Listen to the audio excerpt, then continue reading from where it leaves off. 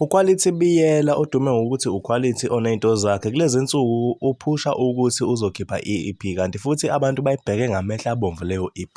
Umfoka Biyela akanalo udumo nomlando emculweni kodwa udumo nje analo lokuthi hlezi laphana ey'nkundleni zokuxhumana eshaya amavidiyo, echoma, eveza iy'nto zakhe zikanokusho. uQuality njengoba esey'nhlelweni zokukhipha le EP, kube khona umlisa odumile laphana ey'nkundleni zokuxhumana odume ngokuthi uyingane kaSifiso Ncwane. Lo mlisa uqale wadala lapha uQuality wayesembuza umbuzo owodwa wathi nje, weQuality, njengoba uthi uzokhipha EP, le EP le izothengwa ubani njengoba phela wena wathi sondliwa wonyoko. Hey, awusukaneni madoda, ivukane lakaBiyela madoda.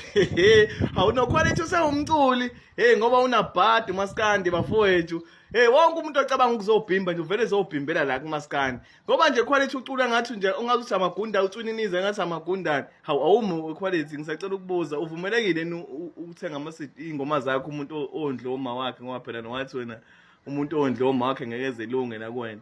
Hey, amahloni kimi sebengasayithenga abantu ingoma seyiduvile ezitolo. Hey, shit.